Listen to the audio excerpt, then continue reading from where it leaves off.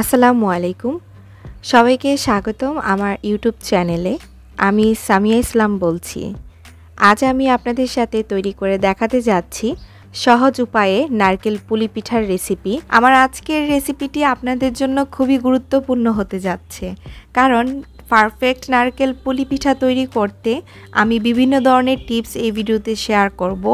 সাথে নারকেলের পুর কিভাবে তৈরি করতে হয় এবং হাতের কাছে থাকা কিছু উপকরণ দিয়ে 3 ধরনের নারকেল পুলি পিঠার ডিজাইন তৈরি করে দেখাবো এবং চালের গুঁড়ি দিয়ে কিভাবে রুটি তৈরি করতে হয় সেটিও আপনাদের সাথে শেয়ার করব। সবশেষে পুলি পিঠা মচমচে করে ভেজে দেখাবো, যা 2 দিন ধরেও মচমচা রয়ে যাবে।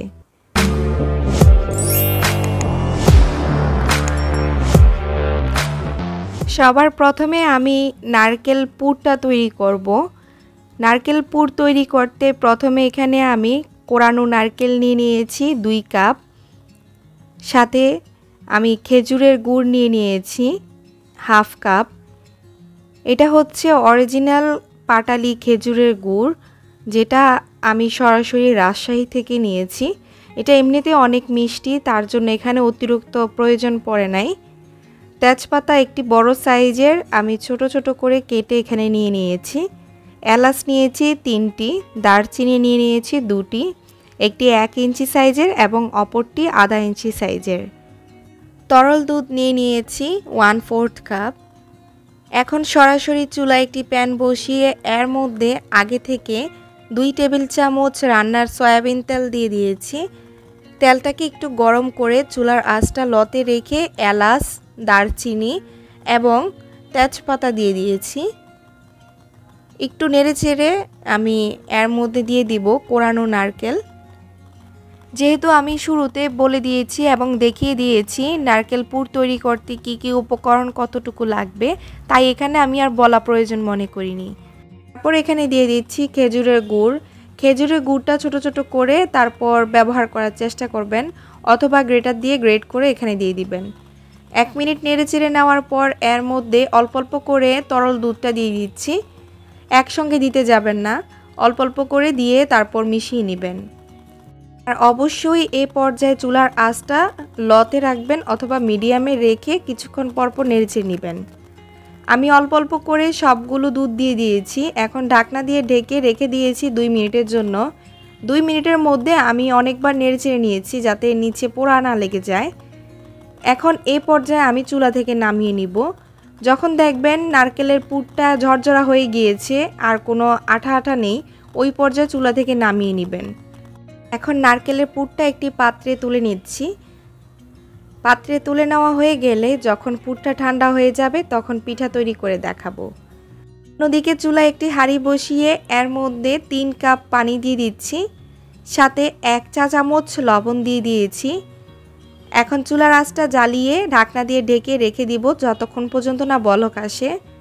যখন পানিটা থেকে বলক এসে যাবে তখন আমি ঢাকনাটা তুলে এর মধ্যে চালের গুঁড়ি দিয়ে দিব 2 কাপ, সাথে 1 কাপ দিয়ে দিব ময়দা। এই ময়দাটা চালের গুঁড়িটাকে নরম করতে সাহায্য করবে এবং পিঠাটা অনেকটা মুচমুচে হবে, সাথে নরমও হবে। এখন একটি কাঠির সাহায্যে একটু মাঝে দিয়ে আমি নেড়ে দিচ্ছি। এই পর্যায়ে চুলার আঁচটা একেবারে লতে করে ঢাকনা দিয়ে ঢেকে দিব। আর ঢাকনাটার মধ্যে যে ছিদ্রটা আছে ওইটা বন্ধ করার জন্য আমি এখানে একটি লং ব্যবহার করেছি। আপনারা চাইলে কাগজের টুকরোটা দিয়েও বন্ধ করতে পারেন। প্রায় 5 মিনিট পর আমি আবারও একটু নেড়েচেড়ে দিচ্ছি। এখন অন্য একটি পাত্রে তুলে নিয়ে অফ ক্যামেরায় মতে নিব। মতে নেওয়া হয়ে গেলে এর থেকে কিছু অংশ আমি এখানে ডো নিয়ে নিয়েছি, ছোট করে আমি এখানে নিয়েছি। একটি বাটিতে ময়দা নিয়ে নিয়েছি। এখন রুটির মতো বেলে নিব। আর এই রুটিটা বেশি পাতলা হবে না, বেশি মোটাও হবে না। আমি আপনাদেরকে বেলার পর দেখিয়ে দিব কেমন পাতলা বা কেমন মোটা থাকবে। রুটিটা কেমন পাতলা বা মোটা হবে তা বলে বোঝানো সম্ভব নয়, আপনারা ভিডিওটা দেখে একটু বুঝে নেবেন। এখন ছোট একটি পাত্র নিয়ে নিয়েছি গোল শেপ দেওয়ার জন্য। আপনাদের হাতের কাছে যা থাকে তা দিয়ে শেপ দিতে পারেন। একটি ছুরির সাহায্যে 4-5টা কেটে নিব। কেটে নেওয়া হয়ে গেলে এর মধ্যে নারকেলের পুরটা যেটা আমি আগে থেকে রেডি করে রেখেছিলাম ওইখান থেকে কিছু এখানে দিয়ে দিচ্ছি। আপনারা আপনাদের পরিমাণ মতো এখানে ব্যবহার করবেন। আমি 3 চা চামচের থেকে একটু বেশি ব্যবহার করেছি। এখন রুটির সাইডের অংশগুলোতে একটু পানি লাগিয়ে নিয়েছি, এতে করে পিঠাটা ভাজার সময় আর খুলে যাবে না। দুই পাশে আমি এভাবে জোড়া লাগিয়ে নিচ্ছি। জোড়া লাগিয়ে এখন হাত দিয়ে একটি ডিজাইন তৈরি করে দেখাচ্ছি। এখানেও বলে বোঝানো সম্ভব নয়, আপনাদেরকে ভিডিওটি একটু লক্ষ্য করে দেখে বুঝে নিতে হবে। আমি হাতের আঙ্গুলটা একটু চাপ দিয়ে ওপর সাইড থেকে আবার নিচের দিকে একটু বটে নিয়েছি। এভাবে করে সম্পূর্ণ ডিজাইনটা তৈরি করে নিব। এই ডিজাইনটা দেখতে খুবই সুন্দর লাগে আমার কাছে। আপনারা চাইলে আপনাদের পছন্দ মতো অন্য ডিজাইনও তৈরি করে নিতে পারেন। এই ডিজাইনটা ছাড়াও আমি আরও কিছু ডিজাইন তৈরি করে দেখাবো। আপনাদের কাছে যেটা সহজ মনে হয় ওইটাই আপনারা তৈরি করে নেবেন। ডিজাইনটা করা হয়ে গেলে একটি পাত্রে তুলে নিয়েছি। এখন আমি আরেকটি ডিজাইন করে দেখাবো। তার জন্য আগে থেকে একটি ছোট রুটির মতো করে নিয়েছি গোল শেপের, করে এর মধ্যে পুর দিয়ে দিয়েছি। সেম প্রসেসে আমি অফ ক্যামেরায় চারপাশে একটু পানি লাগিয়ে তারপর হাতের সাহায্যে রুটির দুই পাশটা একত্রিত করে নিচ্ছি, হালকা একটু ট্যাপ করে নিচ্ছি। এখন যে ডিজাইনটা তৈরি করব তার জন্য আমার এখানে একটি কাঁটা চামচ প্রয়োজন হবে। কাঁটা চামচটা দিয়ে আমি একটু চাপ দিয়ে পিঠার সাইডের অংশগুলোতে একটি ডিজাইন করে নিচ্ছি। ভিডিওটি খুব লক্ষ্য করে দেখবেন, তাহলে আপনার কাছে খুব সহজ মনে হবে। একটু ফাঁকা রেখে আমি ছুরি দিয়ে অল্প পরিমাণে কেটে নিচ্ছি।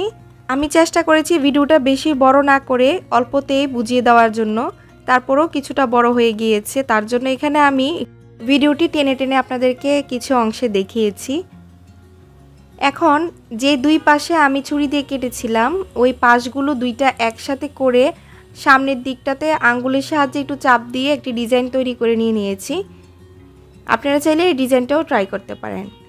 প্রথম যে ডিজাইনটা আমি তৈরি করে নিয়েছিলাম ওই ডিজাইনটা আবারও আপনাদেরকে বোঝানোর জন্য এখানে দেখিয়ে দিচ্ছি। খুব লক্ষ্য করে ভিডিওটা দেখবেন। যদি বাড়তি অংশ থাকে তাহলে বাড়তি অংশটা একটু এভাবে কেটে নেবেন। এই ধরনের ডিজাইনগুলো দিয়ে আমি সবগুলো পিঠা তৈরি করে নিব।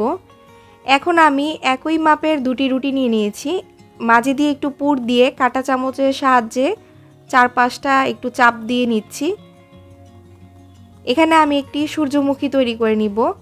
ওই একই পদ্ধতিতে ছুরি দিয়ে কেটে হাতের সাহায্যে সামনের অংশটা চাপ দিয়ে দিচ্ছি। এতে করে খুব সুন্দর একটি ফুলের ডিজাইন হয়। তৈরি হয়ে গিয়েছে।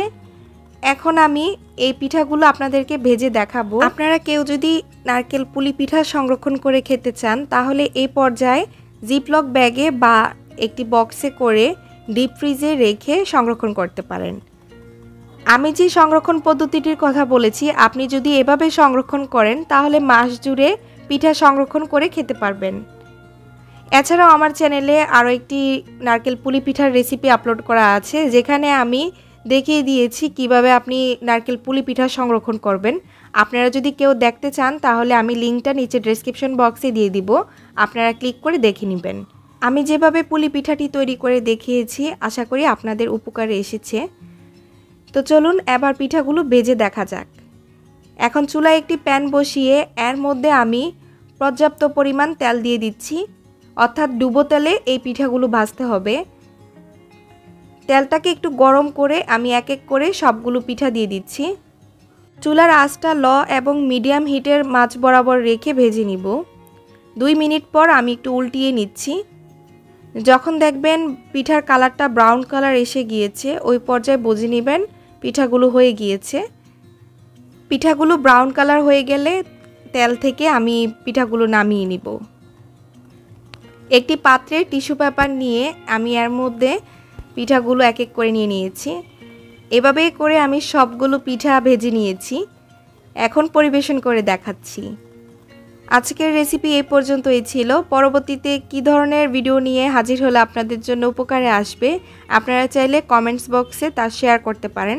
আমি ইনশাল্লাহ আপনাদের পছন্দের রেসিপিটি শেয়ার করার চেষ্টা করব।